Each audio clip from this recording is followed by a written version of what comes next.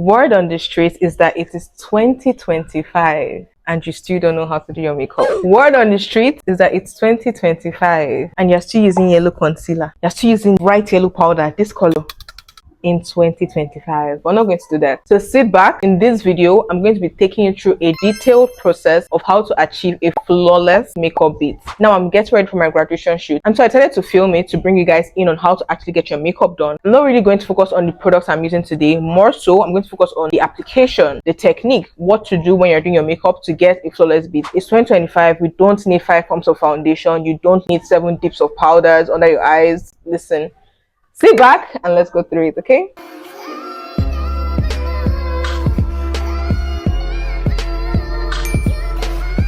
Hi guys, welcome back to my channel. If you're new here, hello. My name is Somebi and you're very much welcome to my channel. So first things first, I'm going to break everything down into categories. So you have skin prep, you have base, you have setting, and then you have finishing.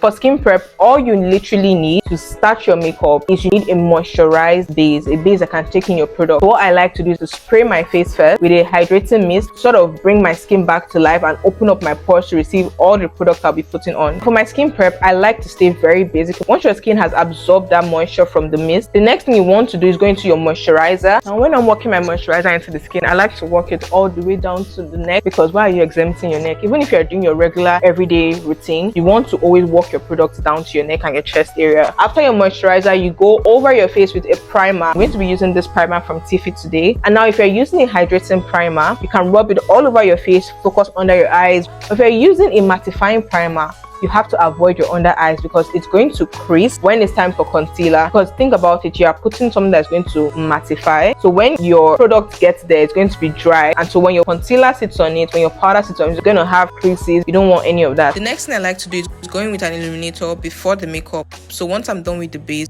the glow can peek through from underneath the skin. Make sure to place your illuminator on all the high points of your face where light would naturally hit. And then once you're done with that, you spray your face one last time to lock in all that skin prep you've done so we can move to the base. So I always like my makeup to be as natural as possible, and I started using a new technique for my clients recently. I like to just sort of underpaint, but mainly for my bronzer, so that I'm using less foundation instead of putting foundation everywhere. So you want to bronze higher to lift your face naturally, bronze the perimeters of your hairline, and then also bronze the exterior angles of your eyes. So when you place your concealer underneath your eyes, there's also a very clear contrast between the bronzer and the concealer. For my foundation, I like to put it on my pad. I use 2 pumps of foundation. Now the foundation does pump out pretty small. All I'm trying to let you guys know is you don't need that much foundation on your face. Now with foundation, your foundation should be your exact shade and your exact undertone. And if not your exact shade, a shade darker, not lighter. Reason being that when it comes to foundation and your base, you want it to look as much as possible like your skin. I like to go into my foundation with a beauty blender because I prefer a more sheer or lighter coverage, and going in with a beauty blender gives you that finish. Next, for blush, I'm going to be using this blush I recently got from Nuban Beauty. With my beauty blender, I'm going to dip into the blush, then take out excess on the pan. You have to look at your face to know exactly how best to place your blush. Because my face is oval and a bit chubby, I'm placing my blush at the high points of my cheeks and blending it underneath the eyes and towards my temples. For concealer, you want to use 2 concealers. A concealer that is your exact shade and one that is 2 to 3 shades lighter than your original complexion. We're going to mix them together to get the perfect blend and perfect shade. If you're going for a lifted look overall, place the concealer at the exterior part of your eyes, blending upwards, and the inner part of your under eyes. Place it on the bridge of your nose, above your lips, your chin, and your forehead. I just found out my mic was off. I don't know how long it's been off for. So I've blended out this side so you can see what it looks like. You can definitely see the lifted effect. And now you can see that the blush that was once very elevated sort of looks like it's drooping. That is because the concealer has separated it. What I like to do is go back in with the beauty blender, or if in your case you're using a brush, you're not dipping back into your blush, just using whatever is left and going back underneath the eyes and lifting it up like that. And now I'm going to repeat the same thing for this side. Concealer might have dried down because it does dry pretty fast. So I'm going to spray it and then I'm going to blend. Another Another pro tip is, if you ever spray your face, make sure you do not go in to blend immediately. That is a recipe for patchy makeup. Reason being that because your base is wet, if you go into anything, it's going to lift. It's like it's taking it off. Now when blending your concealer out, you want to start at the outer part of your concealer and blend that bit into your skin first before going into the center where the concealer is more concentrated. That way you get a more seamless blend without your concealer spreading into areas you don't necessarily want it. Let me give you guys a pro tip. If you smile and you feel like your face is resisting it, know that you've already gotten it wrong, because why is your face resisting? If you smile on a regular basis, would your face resist anything? No. So the aim is for your face to just feel like every day, right? And so when it comes to powders, this is another place people do get it wrong. I want you guys to see the shade of powder I'm using. I don't know if it's going to appear somewhat brighter on camera, but this is a yellow powder. Now there are a lot of powders in the market. Some are very much, you don't want that. You want a powder that is actually fine yellow. I don't know if to explain it, but I'll see if I can insert pictures as a comparison. I have used some powders that literally look like paint. When you put it on your face, it is yellow. Once you're done with your makeup, make sure that there's yellow under your eyes, and that is not cute. You do not want that. So try and look for a yellow setting powder that is yellow in terms of undertone, not necessarily outlook. This is yellow in terms of outlook. This is yellow in terms of undertone. And then I like to use a tapered brush underneath my eyes. And what I basically do is, before I set my under eyes with powder again, I basically look up and I go back in to blend out the under eye in case any crease might have formed. You dip into the powder, take out the excess on your hand before now going underneath the eyes, and then look up. Now what I'm doing is actually called setting. I personally don't bake with my makeup. Some people do bake, but even if you want to bake, you have to ensure that you set your face first before you go into that thick layer of powder that most people usually use. I personally don't care for it. This is the point of setting. It is not to kick up your face. It is just meant to take away the shine that comes with cream. You are not layering the powder. All you are doing is basically taking away the shine. Let that be your motto. I pledge to myself and to Somebi that I will not kick up my face. I will take away the shine. That should be your mantra. Okay, I like to take setting powder and go a little bit over the places I have bronzed as well, so that it creates just a thin base before I go in with the pressed powder all over the area for the blush. So the next one we're going to be going into is pressed powder to basically set and bronze the entire face. Now what you're going to do is you're going to bronze all the areas that obviously you used cream bronzer on before, and then you're going to set all the sides that basically do not get any highlighter or cream bronzer or anything like that with a shade of powder similar to your actual skin tone. Now I use this powder from Somebi. They claim it's a dupe for Sephora. I don't think so. I do not agree, but it is pretty lightweight, so I like that about it. And you do want to use a very fluffy brush so that your product applies on very lightly over your face and it's not going on in heavy patches or picking up so much product and making your face look cakey. And so for contour, I'm just going to use a powder that has way more pigmentation than that original Somebi powder, and I'm going to go into shades that are similar to the initial bronzing I did on my face. So I'm going to put it above my cheekbones. So I start from here closer to the ear or your hairline and then sort of work it downward, because if you do start from here, you're just going to have a very strong and patchy streak of contour on your face, and you don't want that.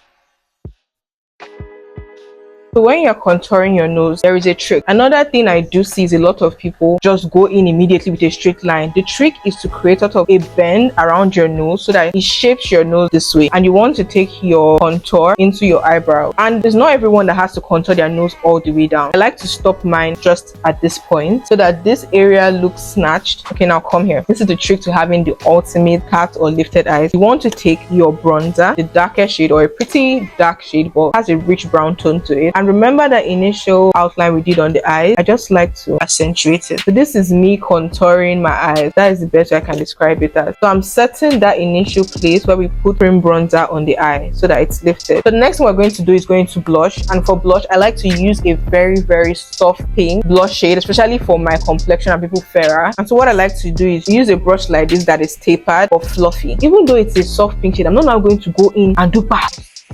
I'm still going to take off the excess on my palm, and then what is left, I just start from middle point upwards then downwards, looking up so that it goes into your under eye and it looks seamless, and you just go back and forth in that motion. Contour is here, blush is here, lifted eyes here, and you just have that very soft flushed makeup look. And we're done with base. So at this point we're going to set our face. Remember, you can literally never go wrong with setting your face. It's going to make the blush come together, it's going to make the contour come together. If your makeup was at a point looking harsh, you were scared, spray. If anything, spray. So maybe my makeup, spray.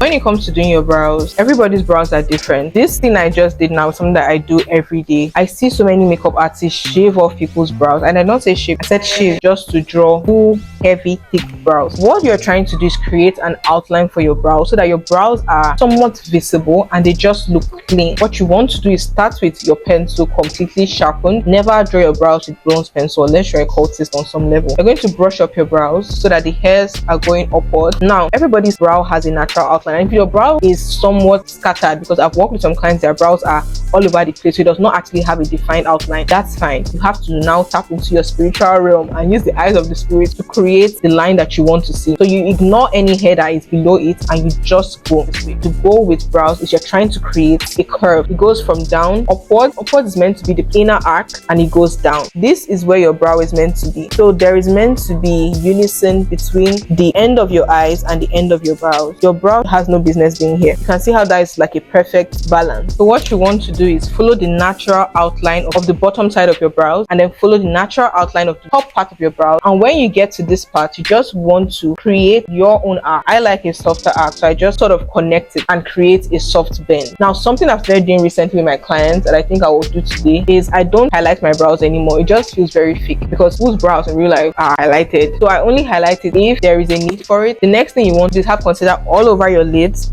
and you are going to set it with a loose setting powder, the same one you use to set your under eyes. And now we're moving on to a very interesting part of makeup, which is eyeshadow. Eyeshadow is the simplest thing to do. Okay, that's a lie.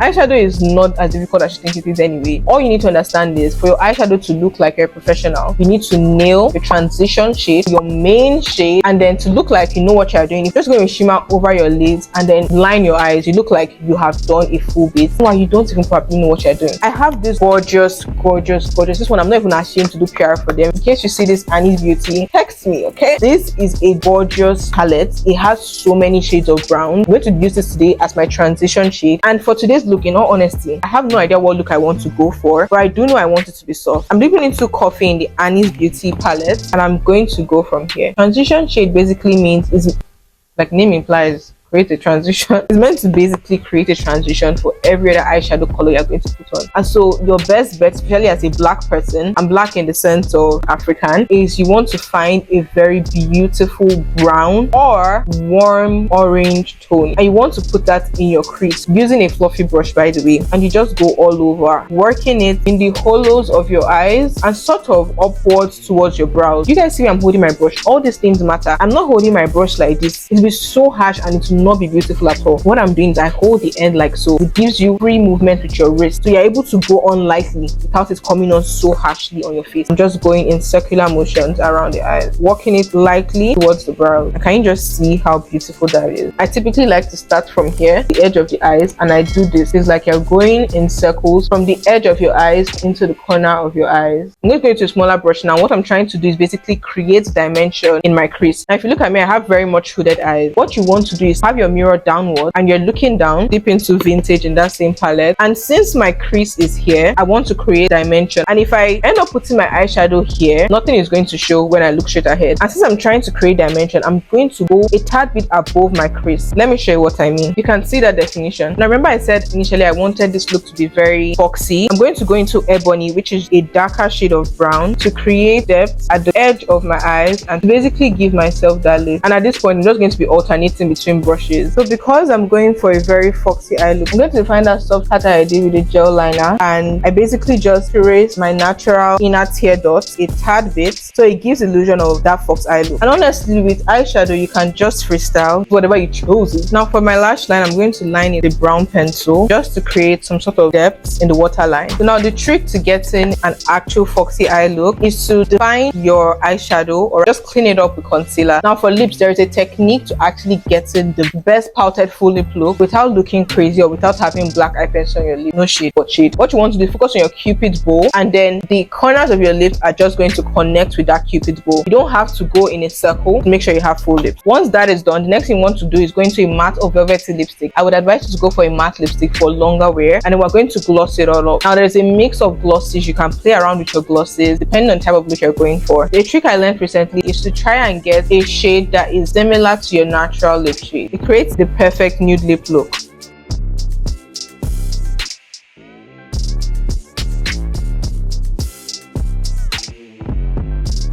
So I put on some lashes and I went to the half lash. I need it for the effect I'm going for. I remember I said it's my convocation shoot. I'm going to go in with this beautiful blush. It has that beautiful peachy shimmer.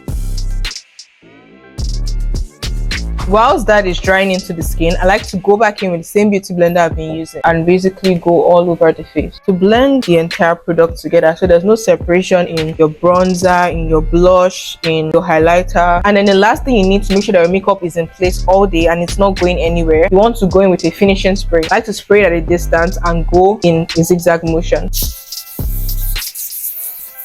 And that is the secret to achieving a flawless makeup look even in 2025. Now I want you to understand something. When you talk about glam look does not equate more foundation. Glam look does not equate more contouring. Glam look is basically in the detail. This, in my opinion, is a very glam look. I wouldn't wear this on a regular day. For my base, something about it looks fresh. Remember the smile test? I'm smiling and my face can move. My face feels free, and that is what makeup should be about. So I hope you guys picked a number of things from this video. I hope you did enjoy it. If you did enjoy it, be sure to let me know in the comments. And if you have any question about any makeup step in this video, be sure to leave it in the comments. But if you know you want something more personalized, then definitely reach out to Beauty by Somebi on Instagram and you can book yourself your own personalized DIY class. Now I'm only going to answer the questions that are answerable. I know people might want to do a whole one-on-one class in the comment section. Please guys, Beauty by Somebi is there for you. Be sure to like the video, be sure to subscribe, share it to as many people as you know need intervention in 2025 with their makeup. Okay, that being said, I'll see you guys in my next video.